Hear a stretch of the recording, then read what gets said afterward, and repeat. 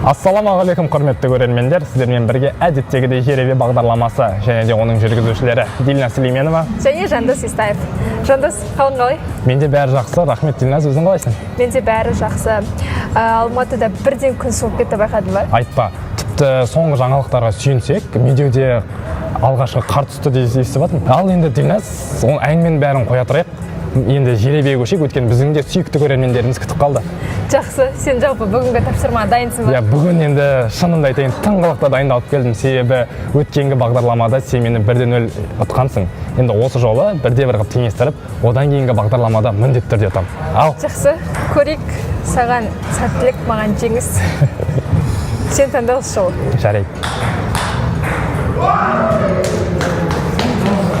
Мәс саған, Дильназ. Айтсам сенбейсің. Біздің бүгінгі қазір ертеңгі тапсырма делік. Енді алдағы тапсырма осы айтып отырған тақырыбымызға байланысты. Не деу? Жұмбақ тапсырма. Бірақ жұмбақ тапсырма, иә. Сағат 9:00-де. Түсінгеніміз бойынша 9:00-де медеуде болу керек шығармыз. Ендеше құрметті көрермен, 9:00-де медеуде кездескенше. Жақсы, Дильназ.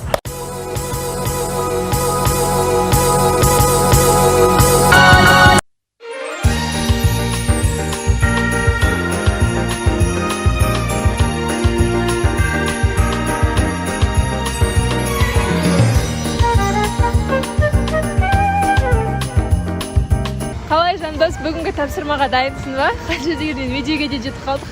Әрине дайынмын, бірақ іште сәл қобалжу бар. Себебі өткенгі бағдарламада сен 1-0 ұттың ғой. Осы жолы 2-0 болып қалса енді мен үшін шынымен айтайын ұятты болады. О, Дильназ, қара, біздің әріптесіміз бізді күтіп тұрған сияқты, сол жаққа қарай беттейік. Кеттік. Болғанда да қалай болады? О, ассаламағалейкум, Мырзеке. Алейкум ассалам. Қалайсыңдар? Ал Мырзабай, бізді сендер қатты қинап жүрдіңдер. Қандай тапсырма? Берілген тапсырма оңайшылықпен қолға келмейді. Ол үшін медеудің шыңын ашу керек. Сонда бізге тапсырманың өзін алу үшін жоғарыға шығуымыз керек па? Әрине, жүріңдер кеттік. Мәссаған, осылай қарай.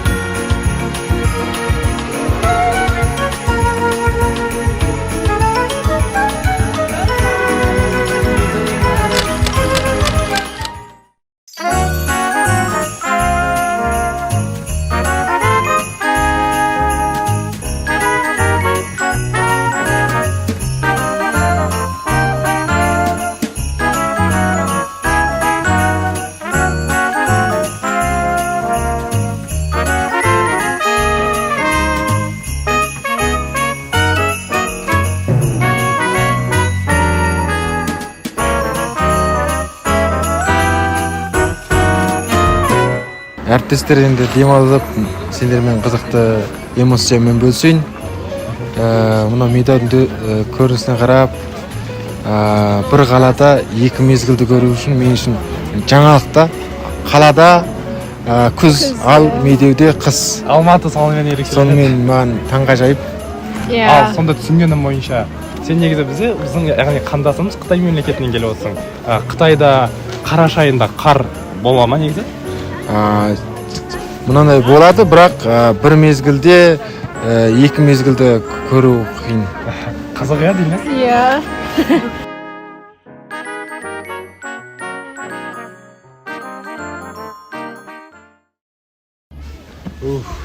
Жеттік ау әйтеуір. Айтқандай медеудің шыңына да жеттік. Мен де миссиямды орындап болдым. Ендігі тапсырманы Жәнібек түсіндіреді.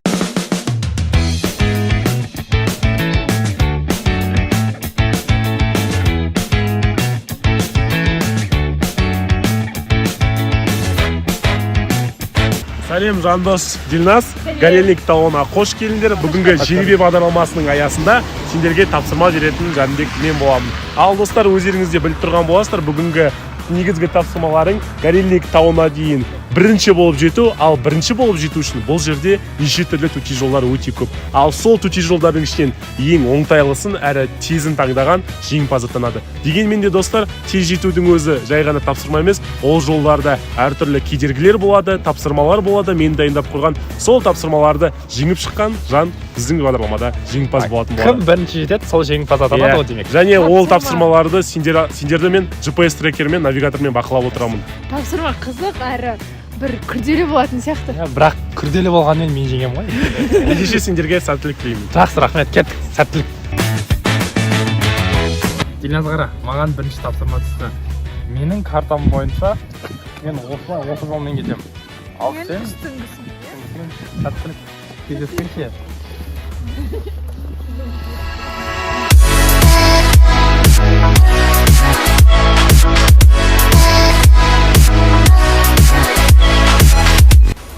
Құрметті көрермендер, көріп тұрғандарыңыз Дильназ уже жолдың басын бастады. Енді оған қазір бізге қашан тапсырма берілетінін білмейміз. Бізге қазір ұялы телефонға хабарлама келеді. Сол хабарлама бойынша әрі қарай тапсырманы орындайтын боламыз. Дильназ жолда, мен де жолдамын. Құрметті көрермен, біздер әлі жолдамыз, алайда тапсырма маған келмеді. Жандосқа келді екен, маған қызық болып жатыр. Маған міне тапсырма келді. Енді бірге орындайық. Достар, мендегі ең бірінші тапсырма бұл жерде шырпылардан сандар құралған. Осы жерден бір шырпыны қозғау арқылы мен теңдікті дұрыс істеу қажет екенмін. Бірақ алайда менде шырпы жоқ, қайдан тапсам болады? Біздің операторда бар екен. Кеттік. Құрметті көрермендер, мінекей маған бірінші хабарлама түсті. Мен 250 метр жүріп келгеннен кейін хабарламада сіріңке арқылы бір жұмбақ шешу керек екен. Енді қазір тапсырманы істеп, бірінші тапсырманы орындау үшін орнынан қозғалмау керек. Қазір көреміз.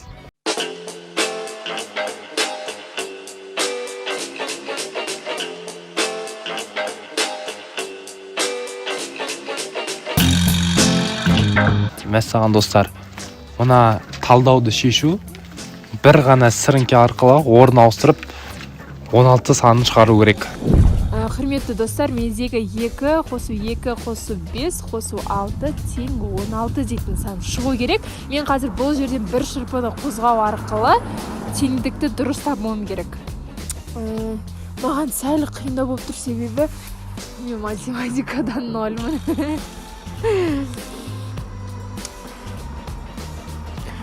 Көмек болмайды, Енді менің ойымша соңғы сандарды қозғаудың қажет жоқ. Бастапқы 2-нің орнын ауыстыру керек сияқты. Енді бізде мына жерде сандарды қосқанда 15 шығып тұр. Бізге 16 шығу керек. Так. Дильназ қаяққа кеп қапты. Мүмкін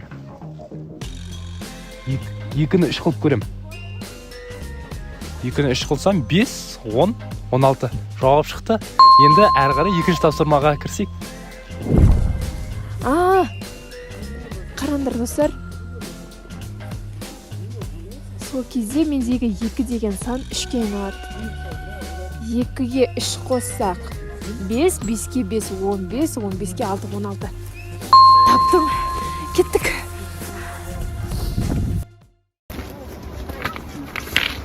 Достар, табиғат кереметі. Бірақ мен күнде батып келе бастады. Менде тоңа бастадым, сондықтан да жылы жүру керек. Бұл да денсаулыққа өте маңызды. Басымызда жылысайық. Сәттілік, маған әлі де хабарлама түскен жоқ. Хабарламаны күтудемін.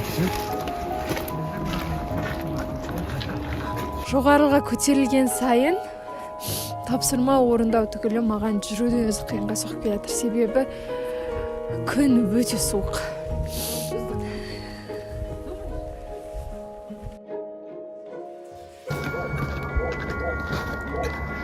Көрермен, даланың суығаны сонша мен тіпті сөйлеуге мұршам болмай жатыр.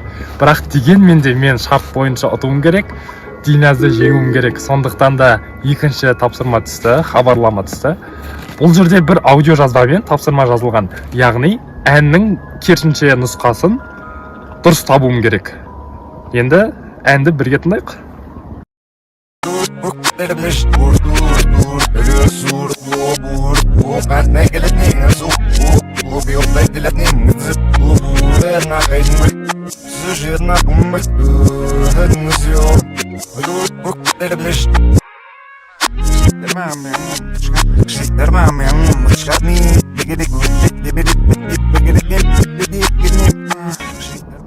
Мүмкін менің ойлауым бойынша енді әрине дұрыс нұсқасыма білмеймін, бірақ бұл Ирина Кайратовна мен Шизаның бірлесіп жазған көкту әні деп ойлаймын.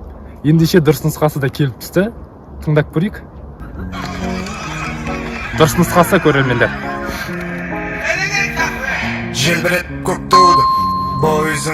Жеңіс біздікі. Бұл дегеніміз үшінші тапсырмаға қадам жасау. Динар, дайындал. Қусаң интеллигентна қу, тру бол, тру сөйле, тру желбіретіп көк туды бойзыңды кім қандай жүз, кімде қандай ру, бұл біздің менталитет. Маған қызық, Жандос бірінші тапсырмадан өте алды ма екен? Маған әлі екінші тапсырма келмей жатыр. Құрметті достар, маған екінші тапсырмада келіп жетті. Екінші тапсырма әуенді кері қойған екен. Сол әуенді тыңдап арқылы қандай жасырылған әуен екен табуға жеттім.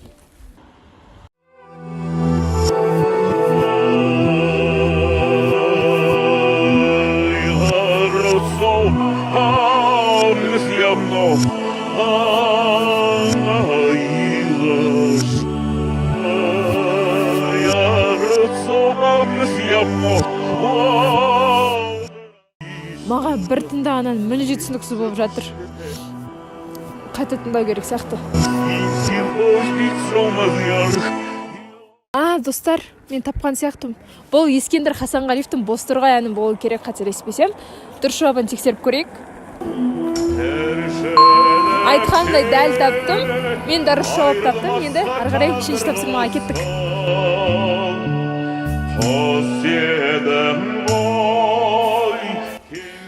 Құрметті достар, әуен демекші, мен сіздерге өзімнің бір керемет тәжірибемен бөлісейін.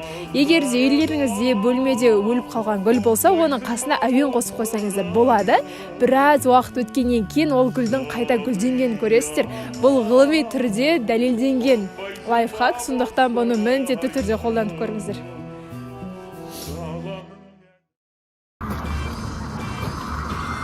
Ой. Дәл қазір көрермен маған үшінші тапсырмам түсті. Бұл жерде жазылған үш суретке қарап жауабын табу керек. Мінекей бірінші сурет. Бұл жерде мүсін. Және де адам өзінің жан рахатын табып жатыр. Күн тұр. Bu ne oldu gene?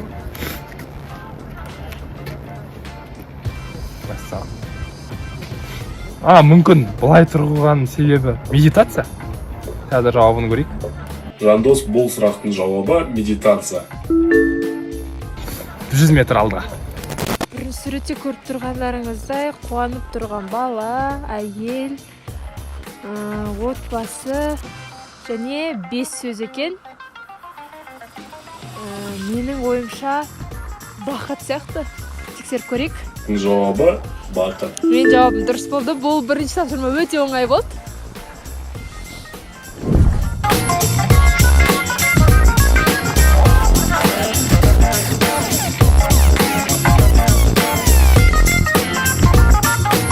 Маған екінші сурет түсті, яғни сурет түсті.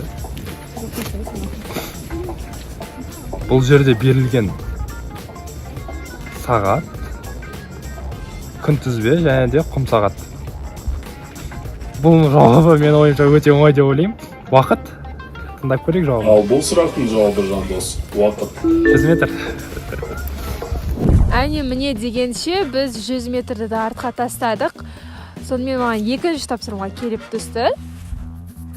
Суретте көріп тұрғандарыңыздай төртеуінде де көбелекті сурет тұр. Менің ойымша бұл көбелек болуы керек. Қазір мен тексерейін. Жауабы көбелек. Екінші тапсырмада оңай болды, айтқанымен көбелек болып шықты.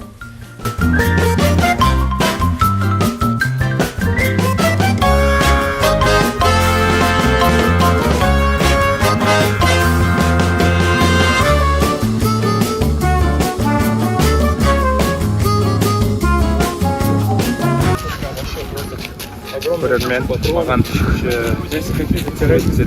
үшінші жұмбақ түсті. Бұл негізі заманауи жұмбақ деп те қабылдасақ болады.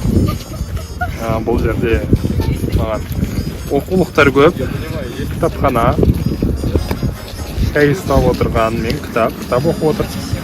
Басына кітап ішіп қып жасаған. Бұның жауабы кітап. Енді жауабын тыңдап көрейік. Үшінші сұрақтың жауабы кітап. Мен ұттым деп ойлаймын. Енді жалпы біздің келінген Кареликке дейін 350 метр қалды. Тапсырма осымен бітті. Мен мына жерде қараймын, Дильназ жоқ.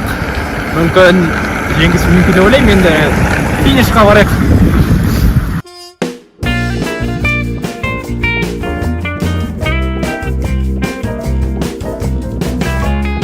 Маған әні міні дегенше үшінші суретте келіп жетті, сіздерге көрсетейін. Кішкене қиындау болатын секілді, себебі мені ойлап тұрмын, бұл химия ма екен деп.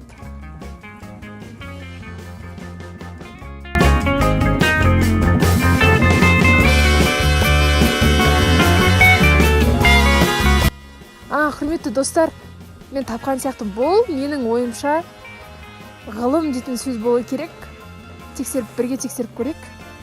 Бұл жұмбақтың шешімі ғылым. Үшінші тапсырманы да, яғни үшінші суретті де дұрыс таптым, бұл ғылым болып шықты.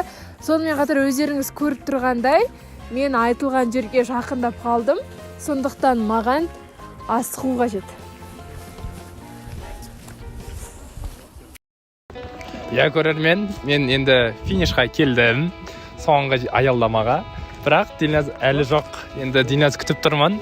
Мүмкін бұл сайыста мен жеңдім.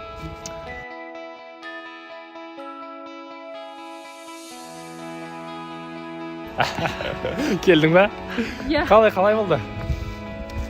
Ойдағыдай, бірақ кім жеңді? бірақ бірде-бір болып теңестік осы жолы. Құрметті көрермен, енді бұл жолы көріп отқандарыңыздай физикалық тұрғымен қатар ойын шарттары бойынша жылдамдыққа қатысты болды деп ойлаймын. Жылдамдық бойынша мен жеңдім. Енді достық жеңді ма? Достық. Жақсы көрермендер, сіздермен бірге болған Жеребе бағдарламасы, оның жүргізушілері Дильназ Сүлейменова және Жандос Естаев. Келесі кездескенше аман сау болыңыздар.